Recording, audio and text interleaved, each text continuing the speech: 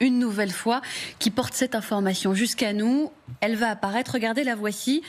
À première vue, un grand bâtiment en forme de X. Il est construit sur un terrain rocheux dans le sud-ouest de la Chine, près de la ville de Mianyang.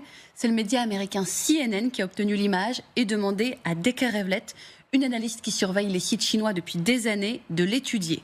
Ce qu'elle dit, c'est qu'elle avait déjà repéré le site en 2020, mais qu'à l'époque, il ressemblait encore à un terrain vague. Entre-temps, la construction s'est accélérée et elle a obtenu des documents confidentiels qui le décrivent comme une installation de fusion nucléaire. Alors, fusion nucléaire, ça demande une explication, Laura. Ça vous rappelle un peu en arrière, ça vous ramène un peu en arrière, ou en tout cas, oui, ça demande un petit rappel. Ce qui nécessiterait que je me transforme en professeur de physique, ce que je ne suis pas a priori.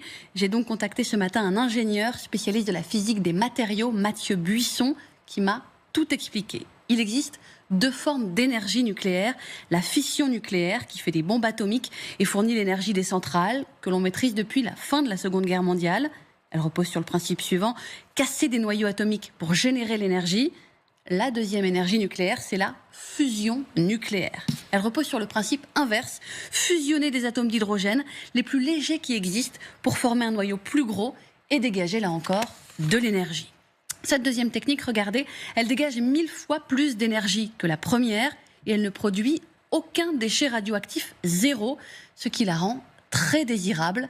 Mais à ce stade, elle n'est pas maîtrisée par les hommes. Et pourquoi ? Parce qu'elle est beaucoup plus complexe. Parce que pour que ces atomes d'hydrogène fusionnent, il faut leur fournir d'abord de l'énergie. Comment ? En les chauffant énormément à des températures proches de celles du centre du Soleil, c'est-à-dire au moins 15 millions de degrés. Ouais, 15 millions de degrés, c'est donc très élevé. Or, le problème, c'est qu'aucun matériel n'est capable de retenir quelque chose qui chauffe à ce point-là, à 15 millions de degrés. Il faut donc trouver une solution. Et est-ce que les Chinois, avec le bâtiment que vous nous avez montré, l'ont trouvé ? Disons qu'ils en explorent une. Dans les documents consultés par CNN, leur projet est décrit comme un projet de fusion à laser. Revenons à la photo satellite que je vous montrais tout à l'heure. On va la revoir. Vous voyez les 4 branches là ? Oui.